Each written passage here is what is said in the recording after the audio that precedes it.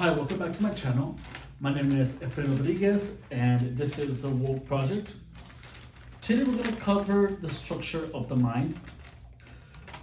The reason for this is that only by becoming familiar with how your mind functions, you will be able to get to know yourself better and therefore get closer to full integration of your being, or to becoming an awakened individual.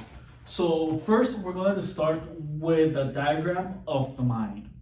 Now, this is a diagram of the mind-body complex, and it pretty much represents the physical, the left aspect or the masculine aspect of you, the feminine side of you, and then consciousness, or also known in Hinduism as Brahman. Now, the square represents all your sensory inputs of visual, auditory, and tactile.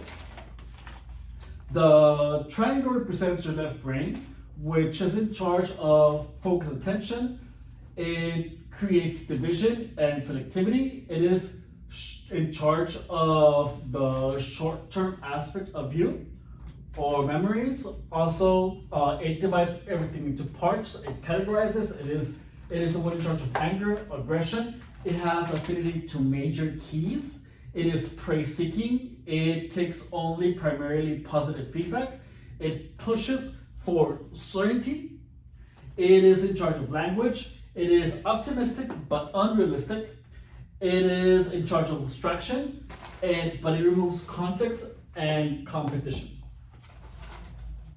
Now, this is also said to be the male aspect of you, and it is also the ego, because it pretty much it is the defensive aspect of you. So it's what protects, and it seeks prey, or it is the narcissistic aspect of your persona. Now, we're going to talk about the right brain, or the circle. Where the fuck am I marking? Oh, here we go. So, the right persona, this is the empathic part of you. It is the part, is in charge of the vigilance of your it sustains attention. It has an affinity for novelty, flexibility, and exploration. It sees the bigger picture and it sees everything as a whole. It is the defensive part of you, or is predator watching. It has affinity for the minor keys. It takes in the negative feedback and it tolerates uncertainty. Now, this is the empathic part of you, and notice that it actually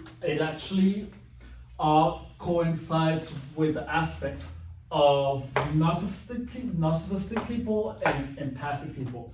Now, deeper within the brain, or deeper within the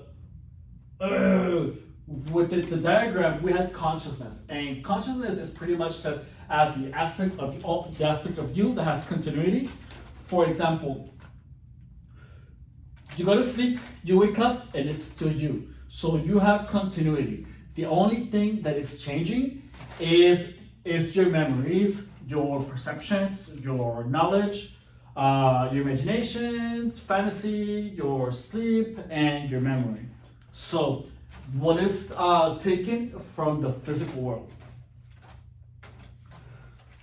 So, notice here that in the symbol that the triangle or the ego envelops the empathic part of you.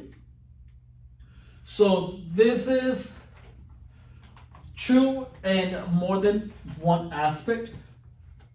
Can you see this? Yeah, okay.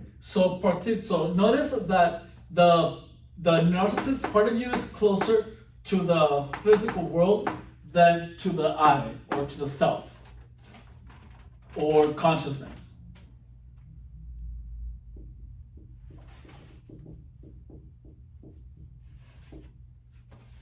So, which is exactly why a person with empathic character, with dominant in the empathic characteristics of themselves, are closer to being fully conscious than people who are narcissistic. So people who are narcissistic are gonna tend to seek the pleasures of the physical world rather, and people who are dominant of the right brain are more likely to find pleasure in finding the eternal truth or the true self.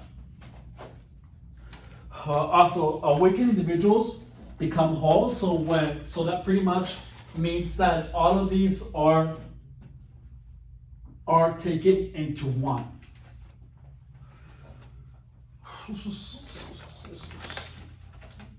Now, also notice that the reason that many or most narcissists are never able to wake up, or they pretty much die being narcissists, is because they are further away from consciousness than an empath. I'm not sure if I already said that, but they are further away. So it's harder for them to become awakened individuals. Now, the main problem with most of us is that we identify with the whirlwinds of the mind, and by that I mean what I mentioned earlier. So correct and incorrect knowledge and perceptions, imagination, fantasy, state, memory. So the mind whirlwinds are the aspects of your mind that you can observe. And the only way you're going to become awakened is by creating space in between you and your mental whirlwinds. That way you become aware of what's going on in your mind. Now that is pretty much done using meditation, and meditation has a woo-woo connotation, or it is perceived as such, but in reality is mental exercise, which we're actually going to cover on my next video. So that's all I have to say for today. Thank you for watching. Please let me know if you have any questions or concerns or anything of such. Like and subscribe. Bye.